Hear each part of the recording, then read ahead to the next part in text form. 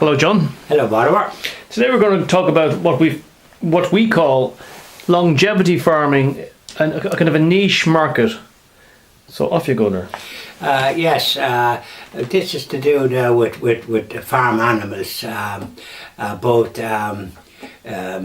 cattle, sheep, and Lambs. lamb and poultry. Those animals, that farm type of animal as is. Now, and the idea of this niche type market is that, for example, a chicken or a hen can live up to 8 years in its natural life cycle. But oftentimes for the market, their life is less than 12 months. It can be, as a matter of fact, a matter of weeks. So that's not humane. If we go back to the chicken there, John, for a second, the male chicken lives for 1 day. This is the egg laying section of it, okay? Yes. They're actually killed on the first day because they're of no use, no benefit to the producer. Well, that doesn't seem ethical. Ethical, and I think from the point of view of this niche market, because if chickens are, say, free range, in other words, they're on the farm and perhaps a good number, and out and about in the fresh air, they could, in theory, for this niche type market, be allowed to live a longer life than what they would in the normal course of events in the mass market. This would be a niche market, perhaps of up to 10% in this country, where people that have a higher income and are able to afford to pay more for a quality product. And the fact is that the farm animal, cattle for example, can live for 8 to 10 years. They could actually live till about 20? 20. Well then that's even longer than I thought, so I hope they're getting the old age pension. The thing about the dairy cow is generally, the farmer gets rid of the dairy cow at about 8 years old, right? But my aunt, who was a farmer, she used to allow the dairy cow, to live out its natural life. So she would keep the cow until it was 15, until it finally died. My aunt was she was a longevity farmer before anybody else. She was, well, and probably other ones like her with that attitude, that very humane attitude. Yes. Because that's what it is, and she wasn't looking to the material benefits all the time. And this is unfortunately modern society. It's all economics and trying to get the maximum return for investment and all this. But there's other factors come into play here, and just what we're talking about, that a farm animal then in the ordinary course of events should be able to live as long of its natural life as is possible for the farmer and for the welfare of the animal.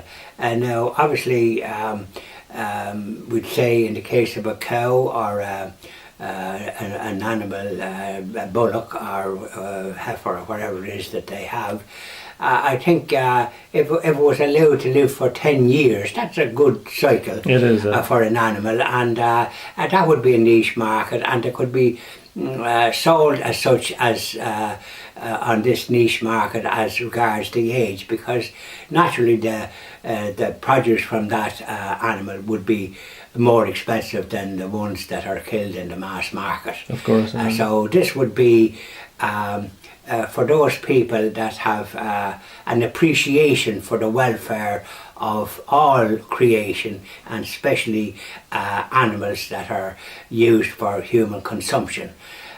So that would be the case of cattle.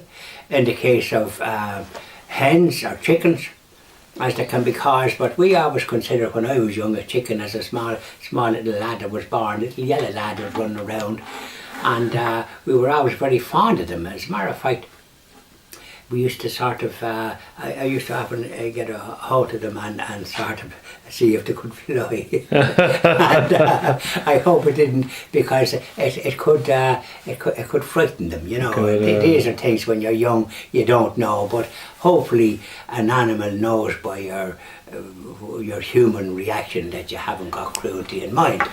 In any event, I think the poultry, we call them poultry, should be allowed to live a more natural life. They can live up to 8 years, but I would think for the niche market, anywhere between 6 and 8 years would at least the animal would have had a long and a fruitful life, because chickens often, when we had them ourselves at home, and they were always picking, and they were a kind of a what would I call it, a very restful sight as they were going about. Funny enough, farm animals, and I was born in an urban environment, not on a farm, but farm animals always had a very calming effect, I felt.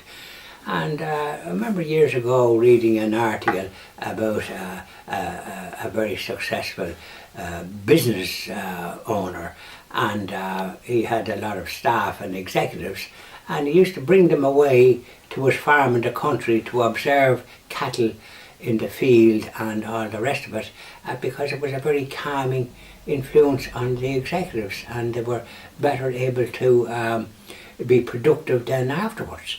So this is along the business of the niche market we're talking about. There is nothing more pleasant when you're in the country to see cattle and sheep grazing, and perhaps on a nice summer's day lying down and what we used to call the cattle chewing the cud. That's right.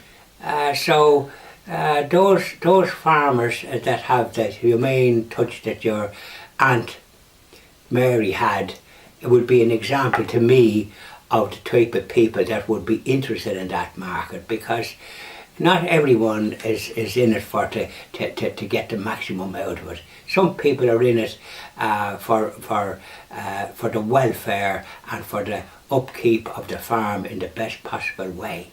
You see, the thing about the intensive farming, most farming in Ireland now is intensive, and that actually came about because of the EU. Okay, there was a case of maximum produce. The EU even had a thing about rural Ireland where they were telling farmers to actually get rid of all the ditches and the hedgerows. That's right. Which is completely ridiculous. Of course it is, because then you haven't got the birds and the bees and all the rest of it that keeps nature in equilibrium. And it has happened, I think, in parts of Britain where now bird life and the farms have deteriorated as a result. But it took them a long time to cop on, because when you're considered to be doing things of that calibre, you have to weigh up various other options and think of nature and think of the balance of nature. Fields have ditches, and which was very worthwhile, because it's habitat for wildlife, and it's habitat for birds, it's habitat for all sorts, and there's a price to be paid if you go too much into the material and trying to maximise your return. As a matter of fact, people sometimes say nowadays, when they spread slurry on land where before there was manure, that there's too much growth. You've got fertilizers forcing up growth of grass, so that type of thing, and so therefore there can be a price to be paid for that. By all means, you try to look after land properly and to maintain it, but one wonders with the spread of the sort of stuff that is put on land, is it conducive for the welfare of animals and for the welfare of humans? Well, I can tell you that the biggest problem with fertilizers, whether they're organic or whether they're, say, for example, 10-10-20, which was used by farmers. I'm not sure if it's used anymore. But the biggest problem is, see, a lot of farmers nowadays have well-drained land. Okay? And if they spread the fertilizer, and we've got Irish weather that's unpredictable, if you get a heavy bout of rain, that fertilizer is going not into the field, but into the dike. So it's going right into the water system, and then right into the rivers. So there is a problem with spreading fertilizers. Yeah, there is. But let's go back anyway to longevity. What we're talking about here is basically extending, giving the farm animal. In one case, we'd be giving them a guaranteed lifespan. So, for example, a lamb. If we look at a lamb, okay, a lamb is slaughtered at the age of 4 to 6 months. Most people who go into a butcher's in Dublin City, it goes to market at that young age. Yes. Well, that's a pity. Yeah. It's too young. Yeah. So the point I'm making about that is that if you ask most city people, they don't think of a lamb as a baby. They think of a lamb as a sheep. They don't realise that Correct. the actual lamb is 4 to 6 months old. They wouldn't be familiar with what happens in farm animals. They used to say when people were never on farms in urban areas and they got milk out of a bottle or a carton, and they didn't know where it come from. Yeah. So unfortunately there is a lot, even years ago there was a lot of ignorance about from the source to the finished product, and it's the very same way with the meat that you're talking about. I think for the niche market there would be it would be for the type of farming that animals are allowed to live a longer life than there would be in the normal course of events for the mass market.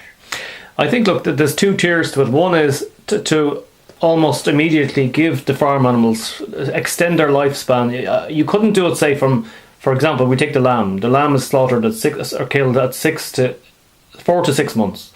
So you can't really turn around and say to the farmer, that lamb has to live for 3 years, because the farmer has to wait 3 years for his money, right? But so maybe if we had a two-tiered system, so in other words, you'd say the lamb has to now live to 9 months or a year, okay, and which can marginally go up every 5 years, yes. Okay? But you could also have then the extreme niche market, which is that the animal lives out its entire life.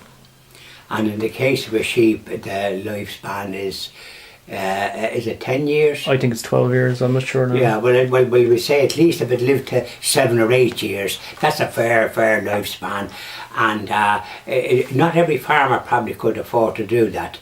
But for the niche market that we're talking about, that there would be a guaranteed, it would be guaranteed and probably supervised in some ways in this country, because by the way, there would be a great export market for that, because it would be a quality, it would be from the point of view of the consumer, the person that can afford it, that's conscious of the welfare of animals and interested in it, and very aware of that. They would purchase, it would be more expensive. But once they knew that what they were buying, that this animal had lived to a happy and an age that it could enjoy nature the same as the rest of us enjoy it. And so that would be a good thing, because I know farmers take a very often very upset if when a calf or a lamb is being born, and if they lose that through some kind of accident or with the cow or whatever way, or the animal that they lose it, it often causes them a lot of upset, and some of them regard it as bad luck. So they are very concerned about that, and I can understand it. It'd be nice if we would have transferred in some ways to the human side as well, of course, but however, that they have this respect for